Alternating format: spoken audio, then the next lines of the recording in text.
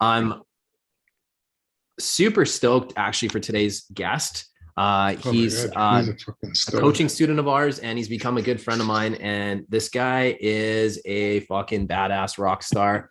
When I started working with Reilly, he was doing 300K a year, which is, in your early 20s is pretty fucking amazing. But he was like, man, there's so many other levels that I haven't hit. And this guy's ambition is insane. And he's like, I want to get to the next level. Like, can you help me do that? So I've had the honor actually of working with you for almost 2 years now, Reilly. It's been pretty fucking awesome to watch you grow. And so without further ado, guys, this is Reilly Nicholls, the man, the myth, the legend himself. He's in Calgary, Alberta. So if you have any referral opportunities, send them to Reilly and his team out there. They'll service the client really, really well. And Reilly, why don't we run it back? What the fuck got you into this crazy industry in the first place, bro? Yeah, great. Yeah, I guess take it back to like I was playing football. I was in university. That was like my whole jam. I was gonna play professional sports, be in the CFL. That was kind of the whole game plan. Transitioned out of school. School was not a good fit for me. I think I said it on like I was a drug dealer for a long time. I just say that right up front, just so everybody knows, because it's kind of where I came from before. And I was doing that, and I was also selling used cars. So you can imagine like that greasy setup. Like you got drugs and used cars. So, that's not the best combo. And did that for a while. One of my buddies was in real estate at the time. And I was just like, man, this whole sales thing is going really good. I'm selling used cars. It's obviously the drug stuff was a whole different story, but the used cars, I was like, I'm doing good. I'm selling lots of cars. I've never made this kind of money. I was making like 50 or 60K a year. And that was a lot of money for me at the time. And then I'm like, man, what's next? Like what's the next sales journey? How can I just keep growing and leveling up? And then quit cars, quit drugs, quit everything. And then like feet first into real estate in 2017. Well, I'm sure glad that you fucking matured and, started making an honest living. So that's good. And by the way, Reilly, you were like what, like late teens, early 20s when you did that? Yeah. Kind of a rough childhood. We don't need to get too into it, but yeah, since I was 14 until probably about 20. So 20, 21. And then I made kind of a clean transition from car sales and what I was doing before right into real estate. So yeah, that was a much different path. Let's just say that. I learned a lot of lessons, but yeah, much different path. Well, I'm glad that you're here, like, to speak about it and that you've made a positive change for yourself. So let's talk about like that first year in real estate, because I think that can be the make or break year for most people. Like a lot of people don't make it through that first year. And so like, what were some of the obstacles that you faced in that first year? So I think the hardest thing for me was like, I'm a 21-year-old kid. I just dropped out of university. I'm trying to like find my identity again because football was the biggest thing for me. I was known as the football guy. So I'm trying to figure out, hey, what's new for Reilly? Everybody's known me as a football guy for the longest time and the drug dealer, right? Like what's next for me? So jumped into an old school brokerage. I was at Royal LePage Solutions and I was just trying to figure it out. Like I didn't own a house. I didn't know what a mortgage was. Like I had a general idea what it was, but I'm starting this like new self-development journey and trying to figure it all out at the same time. And like, it's hard at a young age, right? You're like, do I do lead gen? Do I open house? Do I door knock? And then I've got all these like guys who've been in the industry for like 30 years in my office. And they're like, oh, do this, do this, do this. And I'm just like grasping at straws, trying to figure out what I should do. And yeah, that was probably the biggest thing. It's just, I knew the learning curve was going to be like this. Like, and I'm just like, fuck it. I got to just run at this wall and just climb it as fast as I can, make as many mistakes as I can, and just get as much hands-on experience. That's the only way, in my opinion, to succeed in your first year is like, you have to just go for it. You have to put yourself in like tons of situations that are uncomfortable and just be front facing with clients as much as you can. Because then you can fuck up, you can make mistakes, learn from it and get better, and then just keep building on it.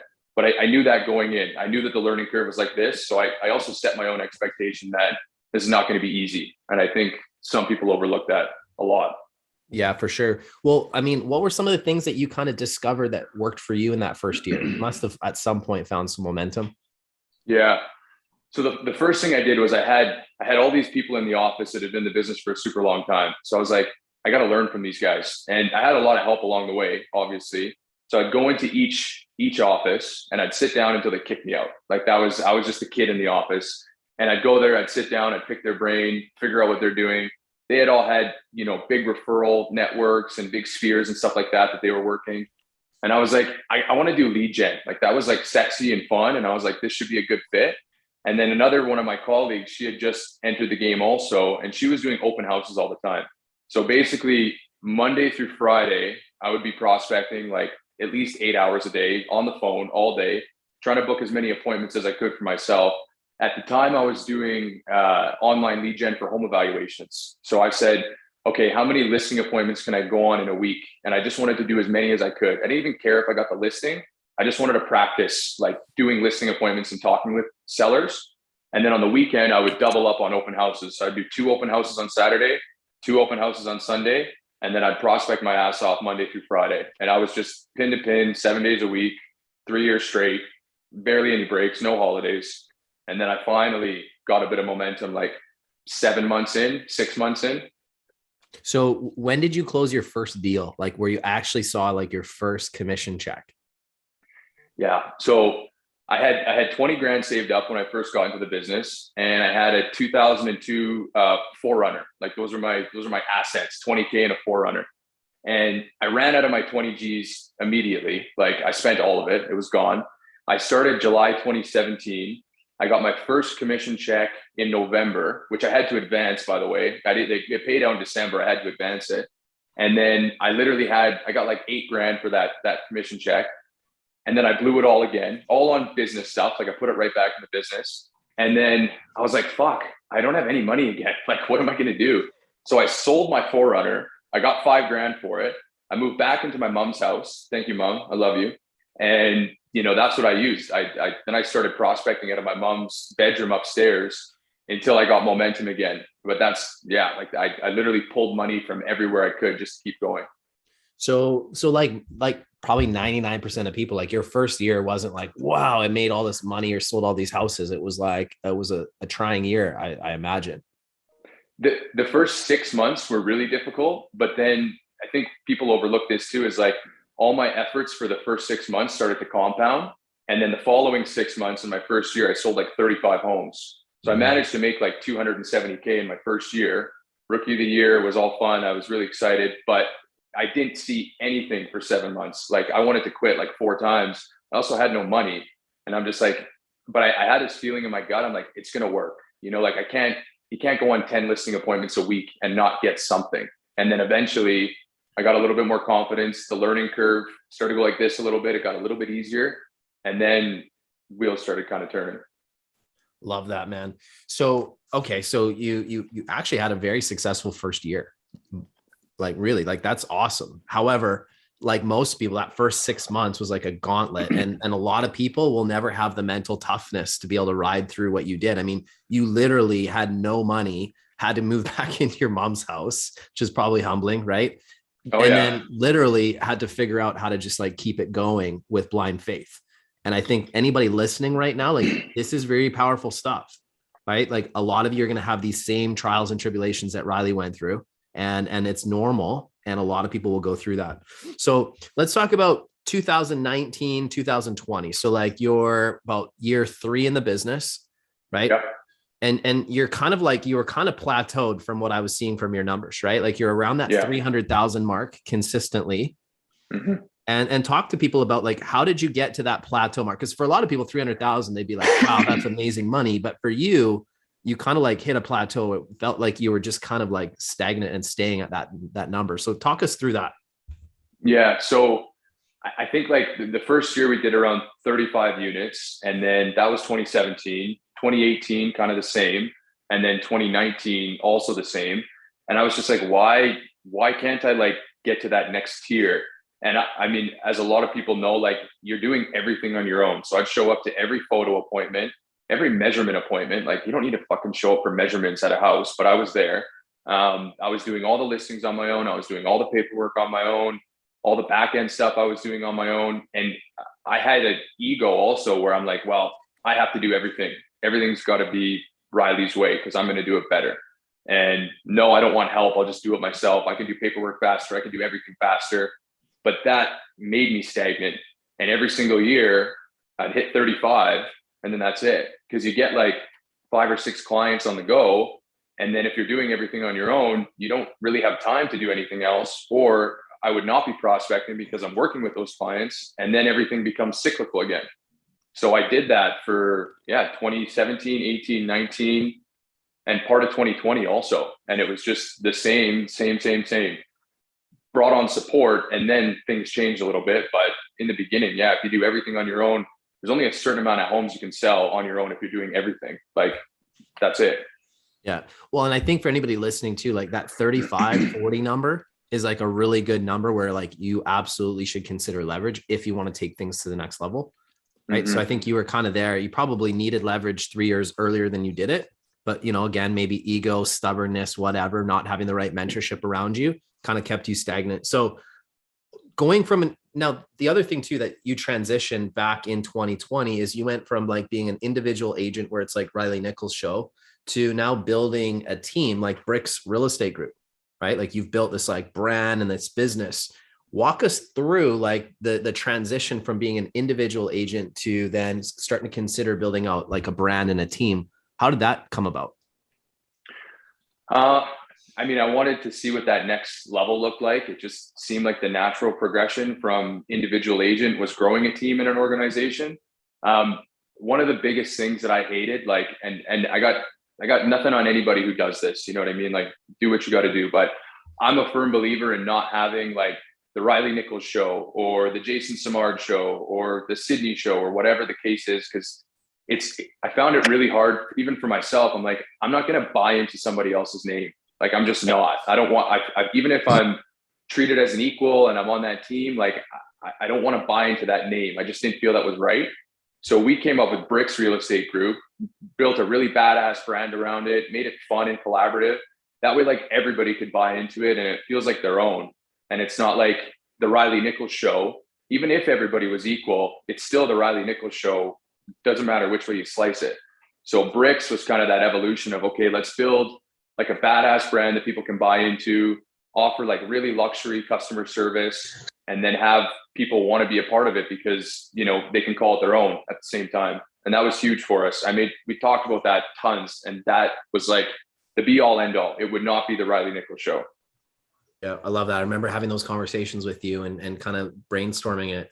And I agree with you 100%, right? I really think it's important that you build a brand that everybody can be excited about, not something that's built around you. And I don't know. And again, no disrespect to anybody who's built their business on their name. That can definitely become a brand.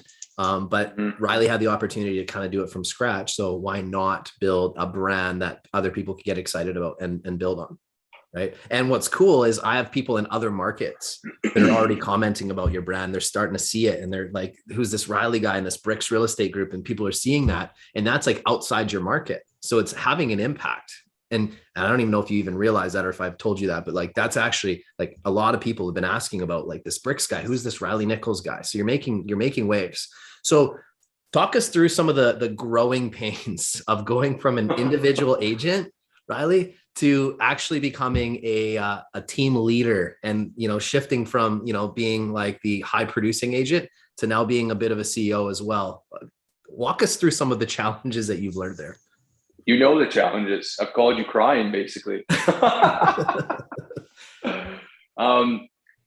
think this has been the biggest eye opener for me in the past 12 months. And I've had to take a good look in the mirror at myself and just look at my own leadership abilities.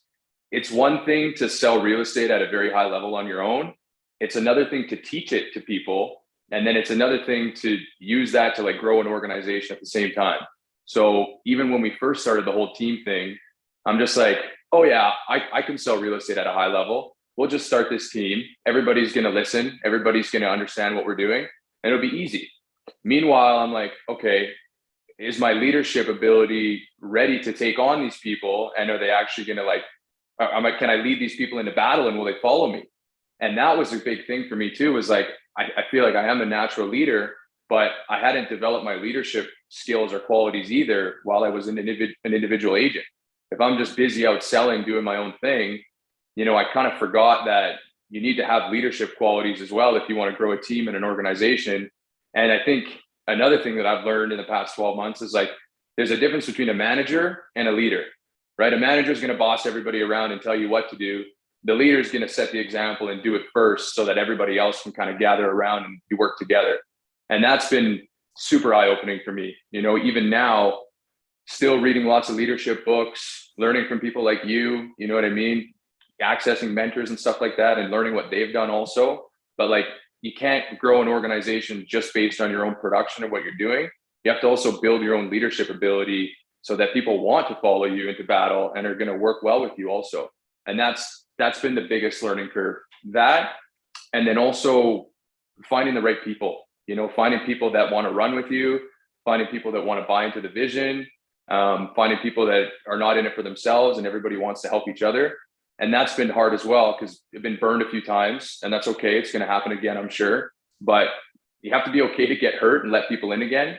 And that's something, again, that we're still working on, right? Bringing people back in, not being afraid to get hurt, and also leading by example. That's huge.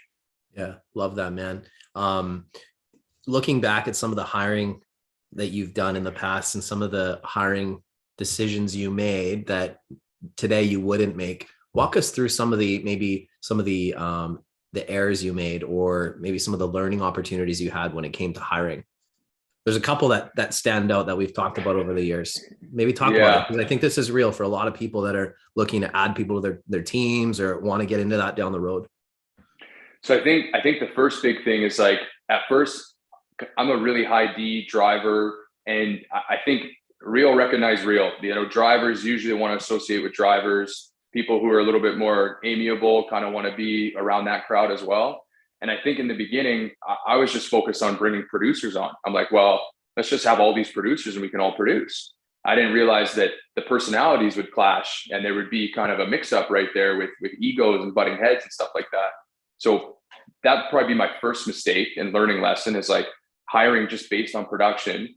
Now it's more like, hey, how can we find people that will complement each other in a good way? Like, what are my weaknesses? And I need to have some humility on what I need to work on. And then how can we build some support around that? And then if you have 3 people, what are everybody else's weaknesses? And then how can we build some support around that? And just continuing to kind of do that. But I was just focused on A, people who were producing, and then B, people I liked, right? Like just people I liked hanging out with. And you can't hire based on that. Not even hire, you can't grow based on that, because it doesn't work. We've tried it how many times? Like 10 times? Not that many, but you've definitely tried it. One of the things that you've learned also, and I think this is important for you guys to know, is when people show you who they are, believe them. Mm-hmm. Right? I mean, there was one person Rebecca, that you had attracted the team. Oh, somebody isn't muted there. Irv. Excellent. I got you muted now. So like I was saying, there's one individual who early on was grinding. This is a brand new agent, was like grinding on splits, and like that was like their prime focus, right? And then they decided to go somewhere else and came back, and then you guys brought that person on, and then you quickly learned that who they were was exactly like what they'd showed you is exactly who they were, and that didn't last very long. So anybody listening right now, there's a really good lesson for you. When people show you who they are, believe them.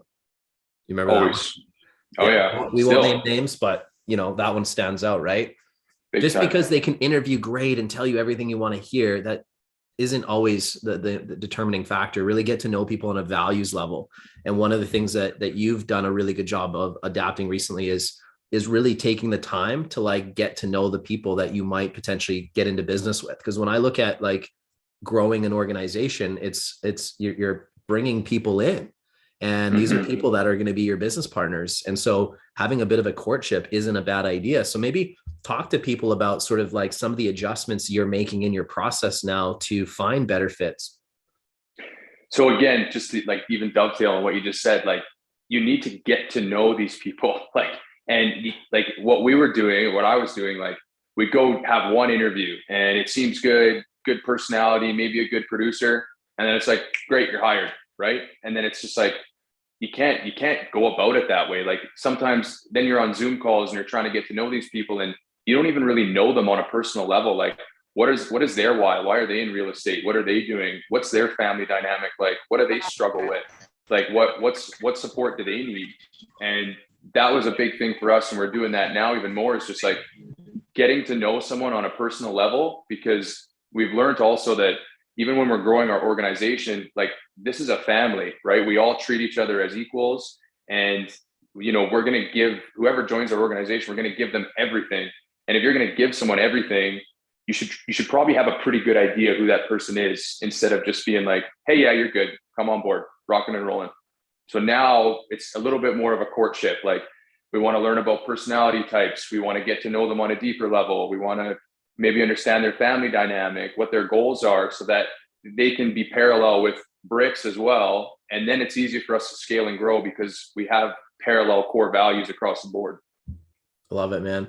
Hey, I know you made a business decision when you were kind of in that 3-year plateau.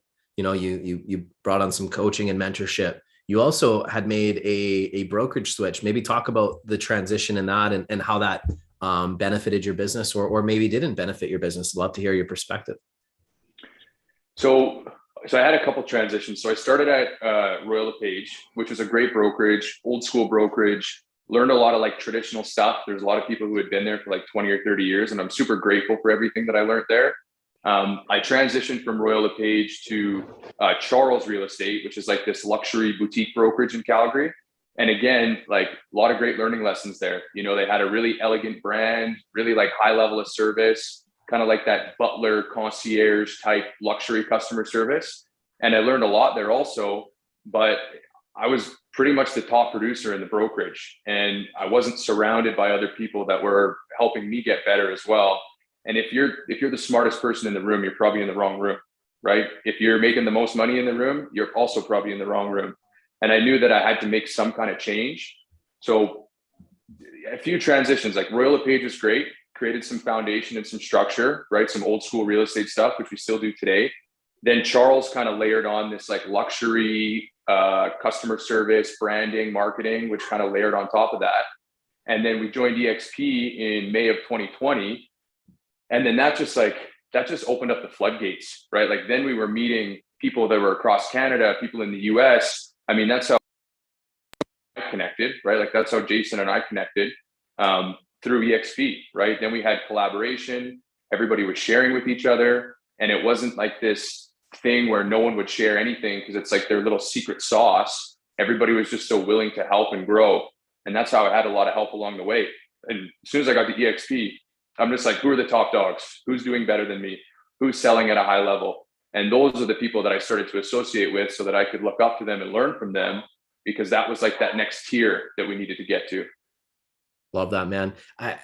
You know me, like I'm big on having like a strong mentorship group. I'm constantly trying to be like the dumbest guy in the room. I'm trying to be the guy that's like by far the least successful, because I feel like you can learn a lot just through osmosis and just being around the right people. And oftentimes you also learn like the kind of person you don't want to be being in those rooms too, which I think has been super valuable.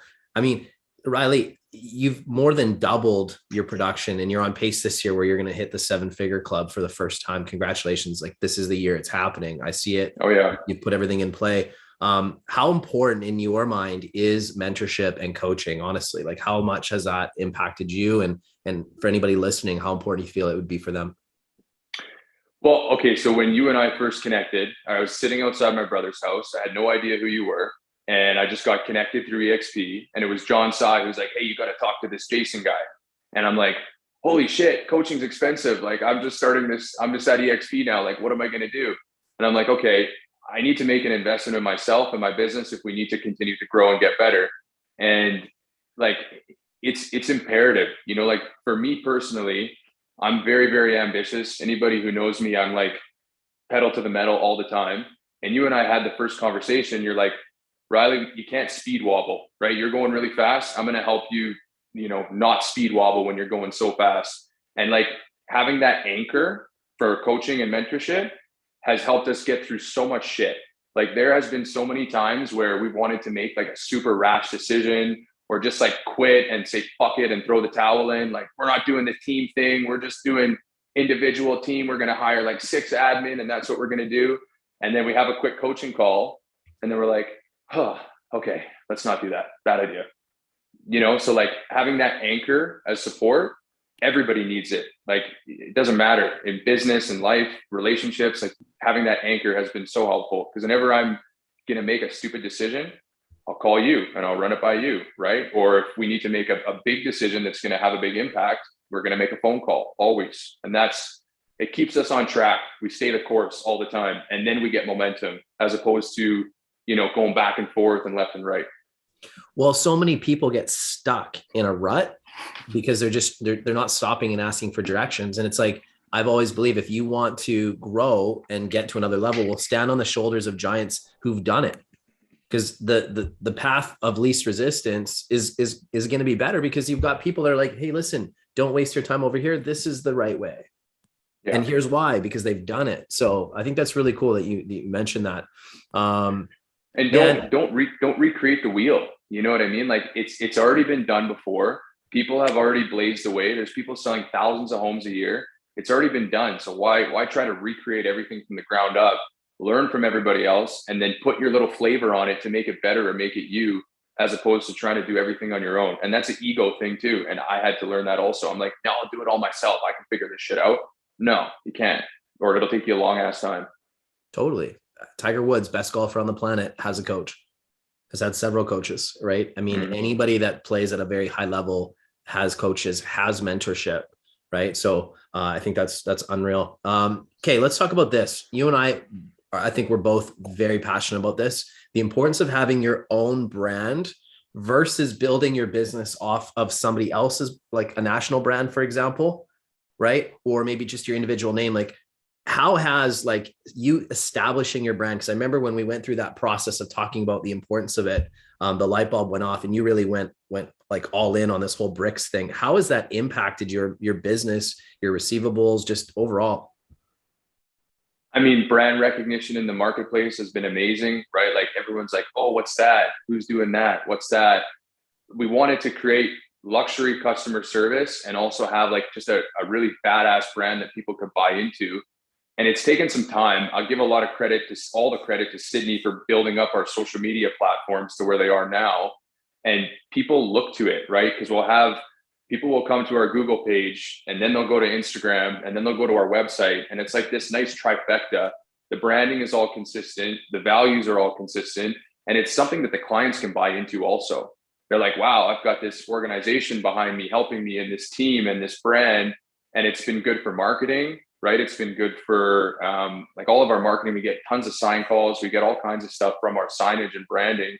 Yeah. I mean, once it's built, it's amazing, right? Yeah. And it's something you own. It's not something that you're renting. It's something that you actually own, right? No matter where you hang your license or what you do, like this is a brand that you guys built together. By the way, shout out to Sydney, who is like, I call her the neck that moves the head in this real estate business, right? She's been a huge asset behind the scenes with you. And not only is she like a great like life partner for you, but she's also been working really hard behind the scenes. And she's been on a lot of our coaching calls, and I can't say enough great things about her. Like you've discovered, and I know already, it's like who you surround yourself with matters. Maybe talk about that, like the importance of having like an amazing core group of people around you, because I know you've worked really hard to get that, and how that's impacted your results. Like there's been so many progressions of it too. Cause like, again, I explained my background a little bit from 14 to 20. Think about what my friend circle looked like then and what my friend circle looks like now. You know, like that has been a huge shift.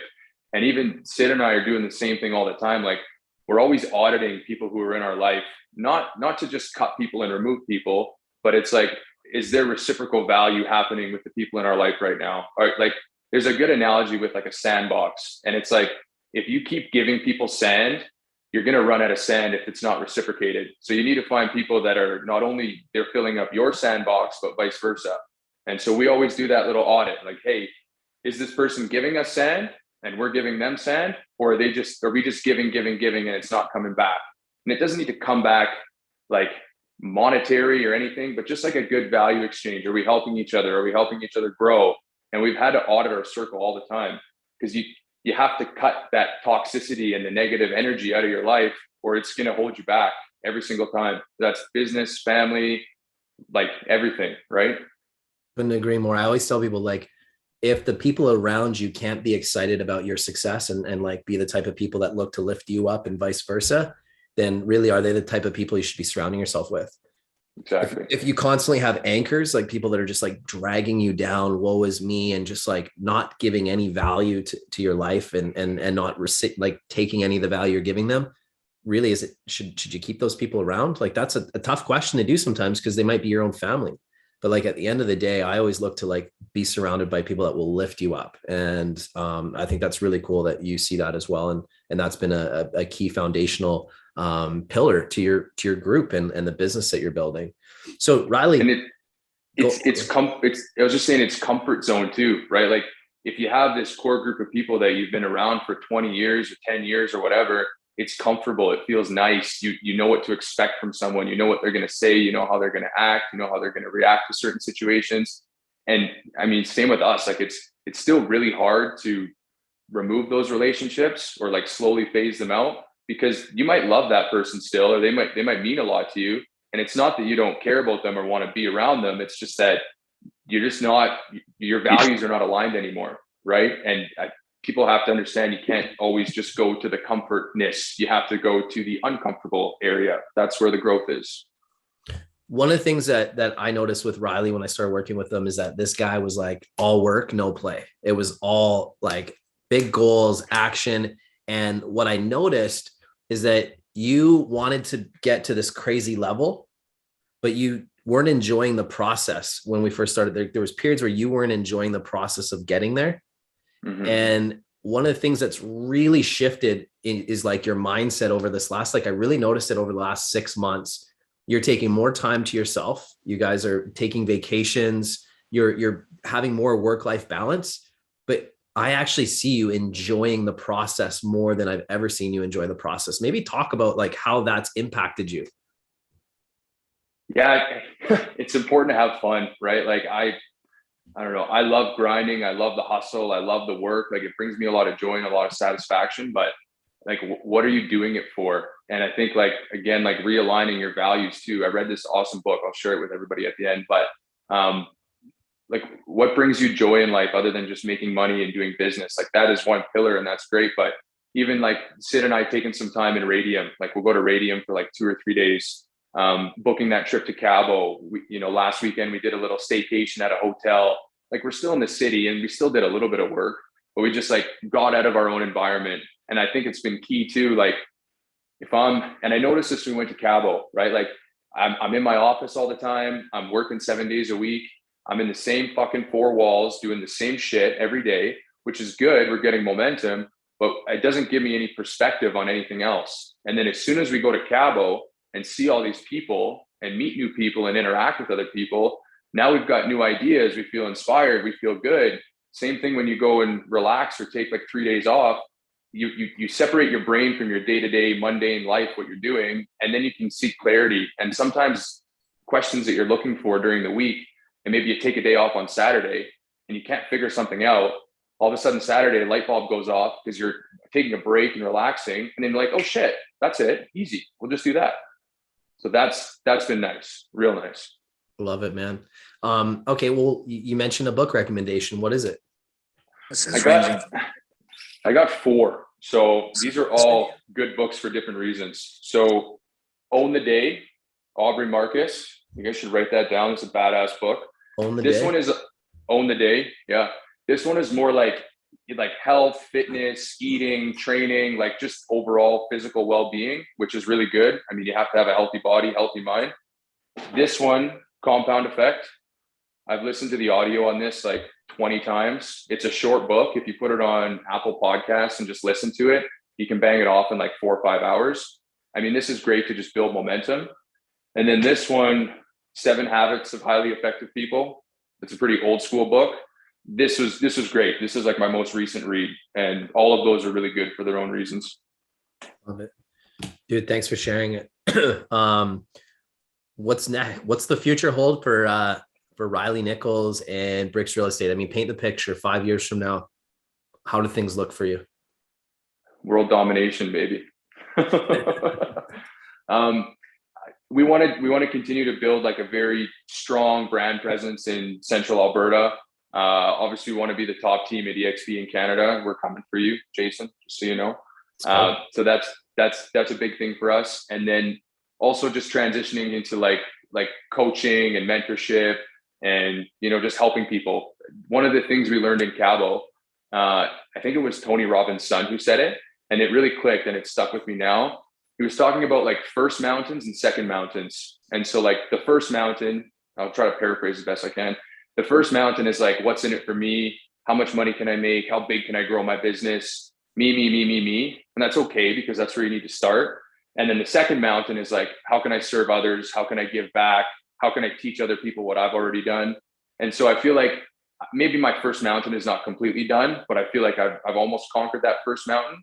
And now I want to start kind of growing that second mountain. Like, how can we serve others more? How can I be a better leader? How can I be a better spouse? How can I be a better brother? And just transitioning into that second mountain. And that's really stuck with me. So I think that's what we're all going to do. It's just kind of start working on that second mountain. Love it. I always tell people this. In the beginning, you got to set yourself up first, right? So there's a reason why when you're on an airplane and they say in the event of an emergency, put on your mask first prior to assisting little ones, right? It's because if you don't look after yourself first, you can't help others thrive in the same way, right? So it's okay in the beginning to for selfish reasons to look after yourself and your family. Like I had to do the same thing in the beginning. In order for me to be able to conquer, like you said, the second mountain, I had to secure my family first.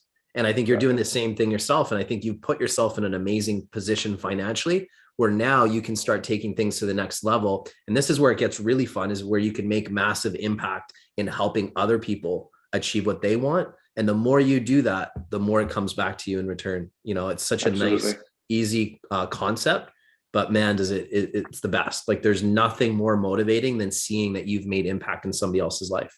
You today may have made impact in somebody's life that they just needed to hear some of the messaging that you had today. Right. So I appreciate you, brother. Thank you for coming on and bringing value. Like you're a beauty, man. Like I can't thank you enough. And what I want to do now is I just kind of want to open it up for some Q&A. So anybody with questions, don't be shy, shoot away, and you can post them in the chat or just come out and say them, please. Yeah. Fire away. Hey, Reilly. Hey, Mark, let's hear it, buddy. Yeah, we can hear you. Thanks for the meeting. You definitely made impact on my life and business here. Question for you though. I think we're pretty relatable. When you were at your brick and mortar brokerage back in 2019 or whenever it was, you said you were getting a lot of referrals from other agents, like you were popping around in their office, getting their sign calls and all that stuff. So it's gravy, like underhand pitches. When did you know, or when did you have the confidence to leave that? Because that's what I get that here at my Remax office in Edmonton, and it's just hard to leave that. You know what I mean? Like you get the sign calls, $1 million listing, you go show the house once, write the offer, and there's your commission check. It's if you could just talk on that a little bit when you were confident enough to leave it. So I think what you kind of mean is still you have that avenue and that revenue that's coming in from that one source, but how do we transition out of that into maybe doing some more stuff on your own? Is that kind of what you're saying? Yeah, I do stuff on my own as well, but it's there and I get a lot of it. It's just I'm spoiled here, right? So yeah, exactly that. I think it's good to have a couple different sources of business at the same time too, right? Because I don't know if some of these Remax guys that you're working with, maybe they've been in the business for a long time. If you build a really good relationship with some of those agents and they're transitioning out of the game in the next few years, it might be good for you to maybe hang on to one or two of those relationships. I mean, you don't want to be running around like a hamster all the time, just chasing stuff. Obviously, you want to keep building out your own infrastructure and stuff like that. But I would maybe figure out of that gravy train that you have, who are one or two key players that you jive with really, really well. And then maybe one or two of those key players maybe transition some of their actual book of business to you over time because they trust you and you've done a good job with their clients. Right. And then you kind of have a couple different avenues at the same time. The other flip side of that, if you wanted to completely transition from that, your other marketing efforts need to be bringing in more than what that other stuff is doing right now. But you're not building as much longevity, just working the sign calls and stuff all the time. you want to start to build your own infrastructure and your own database so that you can then provide those sign calls to other agents as well and do exactly what they're doing for you, right? Yeah. Does that help a little bit? Yeah, it does. And it just comes down to making that jump, obviously, down the road when the time's right to a different brokerage. And I guess maybe trying to save that relationship where I could still get it. But yeah, I don't know. Yeah, it does clarify things, so. You have to understand something, Mark, too, is that like those relationships that you have aren't conditional on you being at a brokerage. Like I still have a ton of relationships with people in multiple brokerages. That doesn't go away. Right. And I guess what you don't know is like you open up other referral opportunities and other systems too that you're not getting the benefit of right now. The biggest thing I always tell people though is you should never rely on somebody else for your business unless you're part of a team that you want to be in long term or something like that. But you should learn how to make business happen yourself. But it's all about having relationships with agents in all brokerages, because at the end of the day, we're all peers. We're all collaborating together. And so for us, we get referrals from people from like tons of brokerages. And so don't limit yourself. Yeah. Okay. That'd be my advice is like, don't limit yourself. I don't know a single person who was at your level, Mark or Reilly, myself, that made the transition that their business went backwards. Not a single one. All of them went forwards. Yeah. So, that's the other thing too, is because you're new, you don't have the benefit of those 20, 25 year relationships with people going to the same conferences for 20, 25 years and partying with them. So there's a lot of business that you're not getting in your current environment that you would be able to get in different environments. So just some food for thought there too. Yeah. Thanks, Great Jason. question. What other questions do people have? Is there any in the chat, Joe? Hey, Reilly. Yes, sir. My name James. is, I'm from Winnipeg, and man, I'm glad that I was allowed to jump on this call today because, man, our background is like identical from the car dealing to the drug dealing. Yeah, it's like awesome. But so I'm glad that you were able to, pull yourself out of that for sure. Thank you. But my question is, being that you're in Calgary, and it just the more agents I talk to from different provinces, like the more I realize that Winnipeg is so far behind the curve. But in Winnipeg, we have a securities commission called the Manitoba Securities Commission that governs how we can name ourselves if we have a team. So I have a team, and it's my last name. It's the Boschman team. It's a very small real estate team. And I have been trying to get to create something like you have created, like brand something and really build something. But our securities commission here won't allow us to do it. Like if we have a team and we're associated with a brokerage, even if it's EXP, we have to have our name in the team. So it has to be like the James Boschman team or the Boschman team or the James Boschman group or whatever. And, right. Do you guys have similar issues? And is bricks like a play on like bricks of a house, or is it like an acronym for something? Okay. Yeah. 2-part question. So I'll answer the last part first. Bricks is more like a house and foundation, right? So anybody that we bring into the organization, we want them to add their own bricks to build the house, and we're all building the big house together. That's kind of our stick. Yeah. So you have to have your name in it. Like that's like a mandatory thing. And I'm just like you, like, I don't like it. I think it's gross because I want all the people on my team to be able to be proud of it. Right. Yeah. And I've tried doing it. Like we have this cheesy little mascot that we've been pushing called Boshi the Bison. Nice. And Manitoba is all about bisons, right? Like that's like our provincial animal. And so I wanted to create bison real estate and change my logo and do all that kind of stuff. And we can't do it. Like I've tried. I'm the kind of guy that like it's sometimes in this industry, it's easier to ask for forgiveness than permission, and I'll just do shit. Like I'm like you, pedal to the metal, just fucking go. And I've done that, and I've gotten in deep shit, like big fines. So I'm like, okay, and then the brokers get mad, and so yeah, they're like, your name has to be in the team name. So it's kind of stifling a little bit. Yeah, that's frustrating. The only way around it is if I was to go back to school, take the course to get my broker's license. And if I was a broker, I could be like authorized official, and then I could create my own brand under the EXP umbrella. And then the opportunity to open, like if I wanted an office, right. Then it's the same thing out here. Like if I want to have an office and I want to fly my flag outside of the office, even if it's the team name, I have to be a broker. And that's just our rules are garbage here. So yeah, that's frustrating.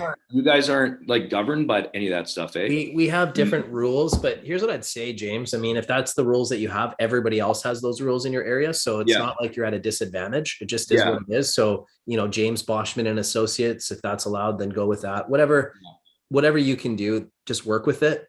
Yeah. And just remember that that's just what everybody has to play with in your marketplace. Yeah. And it won't stop you. It's not like other people are going to be like, well, somebody else is doing it. It's like everybody has the same. For sure. So I wouldn't worry too much about it. I wouldn't let it stop you from growing. I mean, if I had to go Smart and Associates or Jason Smart and Associates, I would have done that. Right. Yeah. I was fortunate in my market. I could go with a brand, and that was something that was an option. But for you, it is what it is. And you just move on and just put your head down. And it's like the same processes and systems that you're going to build out. So I wouldn't let that stop you from growing or anything like that. I mean, it just is a hurdle that you've been thrown, and you just work with it. For sure. Yeah. And I think you could still come up with like, some clean branding or like stuff that, everybody else can buy into also, you know what I mean? Like, I think having an upfront conversation with the team too, like, hey guys, if this was up to me, it might be a little bit different, but this is kind of how we have to lay it out. And still do your best to build around that so that everybody can still buy into it as well. Like I wonder if I have this was like my old, I don't know if you guys can see that. That was like Reilly Nicholls, branding before. I don't know, just wait, my camera. You guys see that? Yeah. Yep. So like those were like clean and they look nice. It was like Reilly Nicholls Real Estate. I mean, and it was good and it served its purpose.